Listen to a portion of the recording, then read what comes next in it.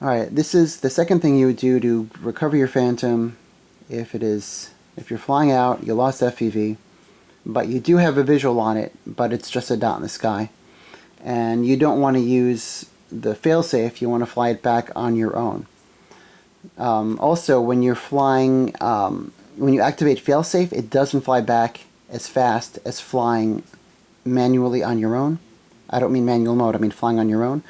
And if there are very heavy winds and it's flying in failsafe, it might not fly back fast enough. So you might need to know how to fly back on your own. And this is how you would do it if you can still see the bird in the sky. So if it's a dot in the sky, you can't tell what's front or back, it's just a dot. It's pretty easy to get a hang of this technique. So what you do is, to figure out what's front and back, is just start moving forward on your controller. So forward is tilting forward, it's going to be flying forward. So let's say the Phantom happens to be right in front of you, and it's a dot in the sky, and you move forward. It's still going to remain a dot in the sky without changing position where it is. So if it's not moving at all, left or right, sideways, then you know that it is facing directly ahead. So then start rotating the bird. So if I do this, it's going to rotate left. Then you're going to start noticing the dot in the sky. Start moving going from a dot to start traveling this way. So then you keep rotating the craft until it starts going from a dot to moving this way, the left. So you still rotate, so now you're flying this way. Continue rotating. And then the dot's going to stop moving, and then it's going to be stationary again. But you're still going to be having forward all the time. So now you know that you're flying directly into you and that you are getting your bird back. Alternatively, of course, let's say you lost your video feed or whatever, now it's a dot in the sky, and it happens to have been in this position when that happened. So now it's like first when it hits the fan, you first get off the control so that way your bird can stay stationary. So you see the dot in the sky, you're like, oh my gosh, what direction it's pointing in? It's far away, the battery's low, whatever. I want to get it back. So you let go of the control, you watch where it is in the sky, and then start moving forward again, as I said. So if the dot is not, so let's say you move it forward and the dot is not moving to the left or to the right, but it's fairly stationary, and you have forward momentum, that means it's either pointing away, which would be this way, or it's pointing towards you. And again, to determine which direction that is, you start banking to the left or to the right, so that way you can start seeing which way it moves. So let's say, hypothetically speaking, now you stop it and it happens to be roughly in this orientation when it stops. Alright, how do I get it back?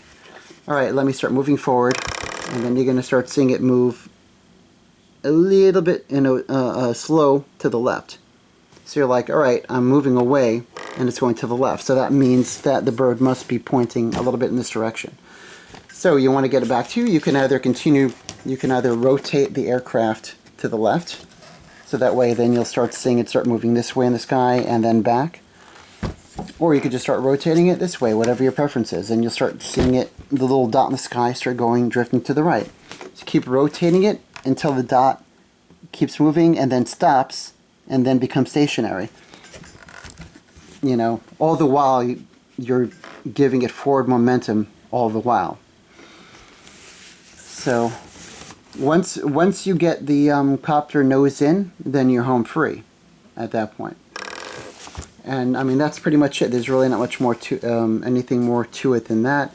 That's what you would do to get it back when it's just a dot in the sky and you can't see the front or back otherwise. That's how you determine orientation. I hope that wasn't too hard to follow. Again, in quick summary, pretty much what you do, if you lose sight, you lose FPV feed. It's done, but you still have a visual on it. getting it back in a hurry is a lot, by flying it on your own is a lot faster than using fail-safe by turning the controller off or using home lock, because the Phantom does fly back slower, which can be a problem in heavy winds. So if you do have a visual on it, then just take advantage of flying it back on your own by using those methods. Again, the basic thing is first you stop it, you don't do anything, you see the dot in the sky wherever it is, and then you just give it some forward motion and then give it a little bit of a rotation either left or right and see which direction in the sky the plane moves.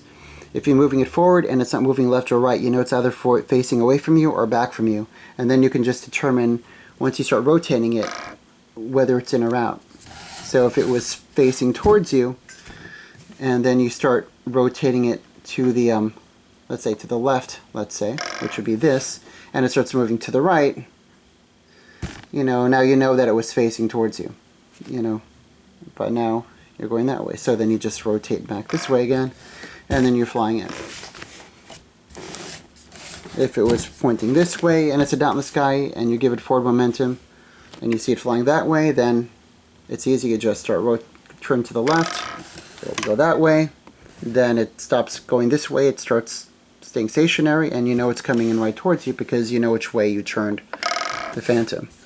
This is when you go like this, it rotates this way. And that's about it. Anyway, I hope this video is helpful. I hope it wasn't confusing or anything. And please like and subscribe, and stay tuned for more videos.